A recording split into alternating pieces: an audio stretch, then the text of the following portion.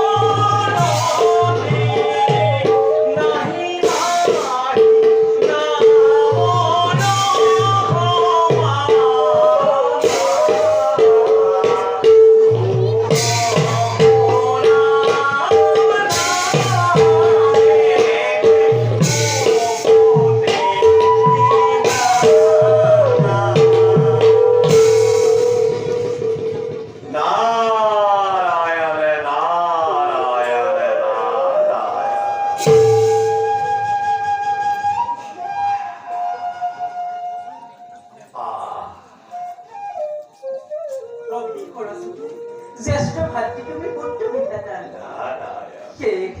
কণ্ঠগত সৰস্বতী ভগিনী তোমাৰ স্বাগতম জনাইছো আমাৰ এই বৈকুণ্ঠপুৰীলৈ। তোমাৰ অন্তৰ্ভাগে এনে ভাৱ কৈছে উদয়, তুমি যেন জগতৰ নতুন সংবাদ বহন কৰি আনিছা। কোৱা দেৱৰীকি, শিক্ষা প্ৰকাশ কৰা। লক্ষ্মীৰ কথা যদি সত্য হয় তেনেহলে কি সেই নবীন সংবাদ প্ৰকাশ কৰা? অন্তর্যামী তুমি নারায়ণ, সৃষ্টি স্থিতি প্রলয় তুমি এই গৰাকী। তথাপি তুমি নাৰদ শুনিছা যেতিয়া, হে প্ৰভু সংক্ষেপতে কম পাৰকনা।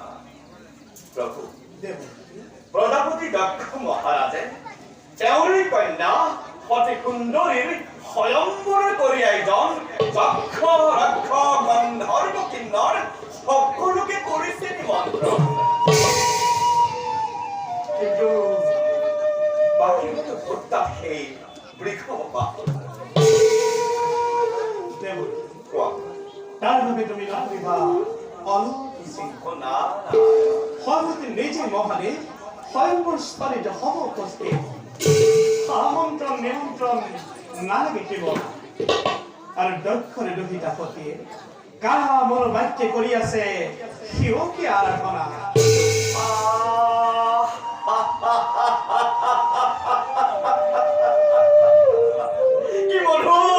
কি মধুর বচন শুনালা প্ৰভু। অগ্নিহীনে মায়াখেন শ্মশান নিৰ্বাসী শিৱ দেৱে হব গৃহস্থী নিজে।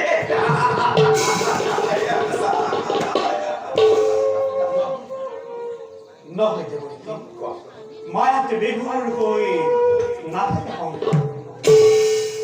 জগতত একমাত্ৰ সতী ধৰ্ম প্ৰচাৰৰ বাবে দক্ষৰে দুহিতা সতীয়ে লভিছে জন্ম। গতিকে লক্ষ দক্ষ আহিলেও বাধা দিব নোৱাৰিব সেই শিৱানী সতী। আৰু কোনে দেৱৰী আৰু কোনেতো ৰহস্য ভিকৰ ব্ৰহ্মা মনু সনত কুমাৰ আৰু তোমাৰ দৰে মহাদেৱ মহাভক্ত আমাৰ। আৰু তুমিতো জানা দেৱৰী ভগত বৎসৰাম ভগৱন্ত ভগতৰ প্ৰাণ। গতিকে সেই প্ৰিয় ভক্তৰ দ্ৰোহ আমি নহহো কৰা। গতিকে শিৱদ্ৰোহীহে দক্ষৰ দৰ্প শূন্য হব চিৰতে। প্ৰলয়ৰ বিভীষিকা দেখিব এইটো জগতে। গতিকে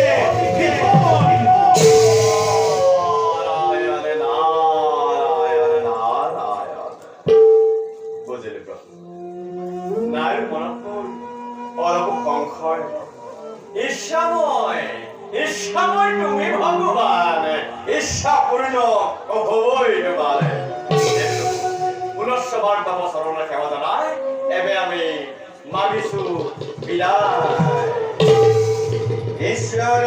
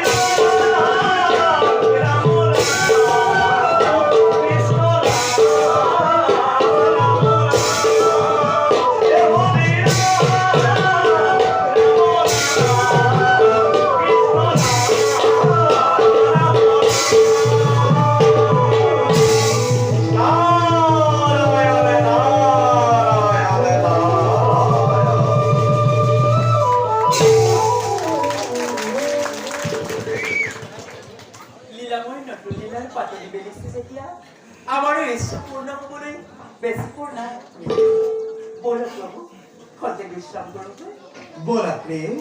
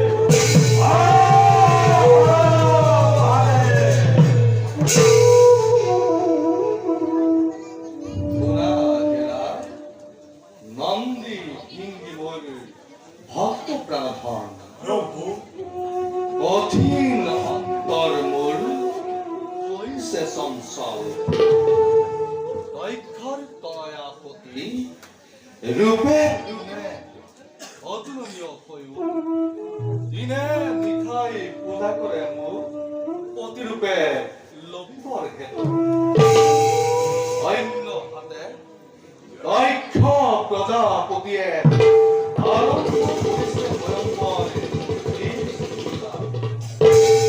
নিমন্ত্রিছে তৈক্যরে রাজেন্দ্র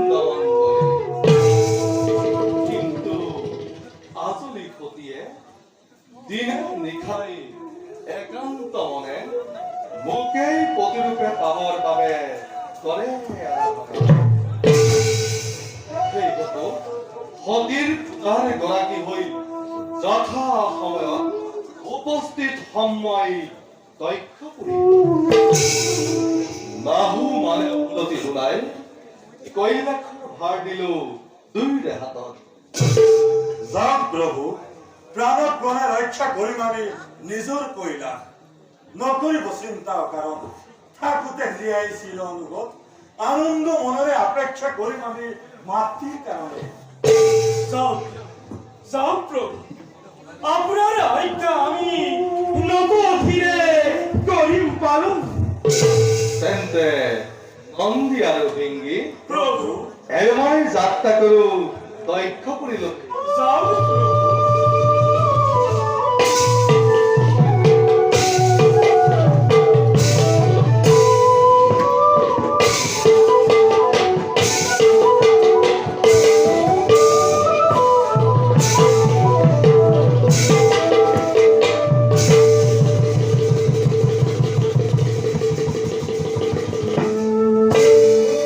ভেঙে নন্দী আমিও যাত্রা করে বেশ কতজ্ঞ হেতু বলো নন্দী।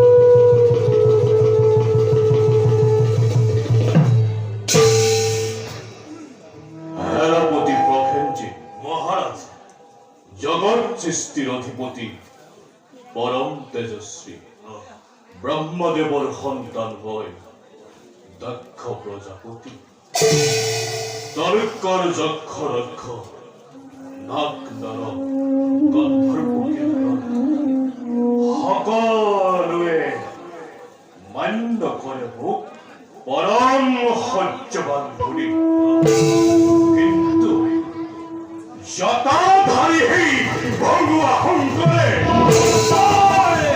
দুঃস্বভাৱী দক্ষ প্ৰজাপতিক নিজকেই শ্ৰেষ্ঠ বুলি কৰে অহংকাৰ।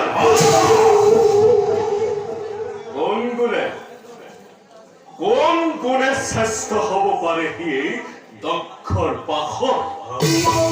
যিদিন দেখিবহি দক্ষৰ বিক্ৰম সেইদিন বুজি পাবহি নিৰজ ভগুৱা শংকৰে দক্ষ প্ৰজাপতিৰ শক্তি কিমান, ক্ষমতা কিমান, পৰাক্ৰম কিমান।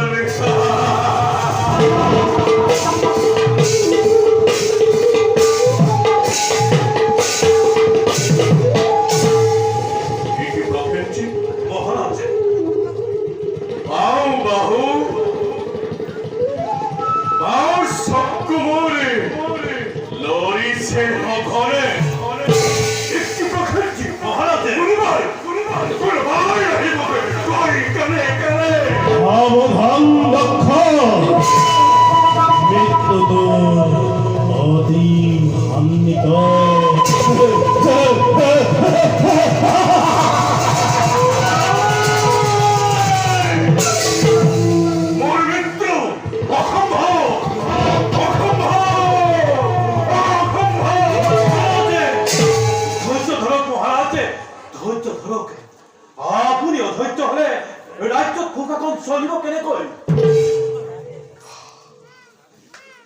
것이 그렇겠지. 어떻게 알았지? ব্রহ্মদেবর সন্তানময় দক্ষ প্রজাপতি রকেটটি মহারাজ রাজ্যর সংবাদ কি আছে সুখেৰে সকলো প্ৰজাই দক্ষপুৰী মহারাজ রাজ্যের সকল প্রজারই মঙ্গল সকল প্রজাই সুখে শান্তিৰে কৰিছে বসবাস আমাৰ ৰাজ্যতে পৰমাই কোনো ৰাজ্যৰ ভিতৰতে ৰাজ দুঃশাসনে আৰু পৰে যদি কোনোজনে ৰাজ দুঃশাসনে চিৰি কৰি তালে কৰে বলে নিখণ্ডিত কৰি তাকে ভূমিৰ মধ্যতে অন্নপ্রসেনজি শতবার প্রশংসা করু মই তোমার বীরত্ব তোমার শকতি আছে মোর অগাধ বিশ্বাস প্রসেনজি মোর অতিশয় মৰমৰ কন্যা প্ৰসূতিৰ আলাসৰ লাৰু সতীৰ স্বয়ম্বৰ মই কৰিছো আয়োজন সেই বহু রাজা মহারাজা স্বয়ম্বর সভালৈ মই কৰিছো নিমন্ত্ৰণ অতি উলহ মালহেৰে হ'ব মোৰ কন্যা সতীৰ স্বয়ম্বৰ সভা যোৱা প্ৰসেনজি স্বয়ম্বৰৰ মণ্ডপ সুন্দৰ কৰি সজাই তোলাগৈ আৰু মহারাজ শুনা প্ৰসেনজি মহারাজ এই কাৰ্য হব অতি আনন্দদায়ক কিন্তু আমার বাবে হব অতি গুরুত্বপূর্ণ আমার বাবে হব অতি গুরুত্ব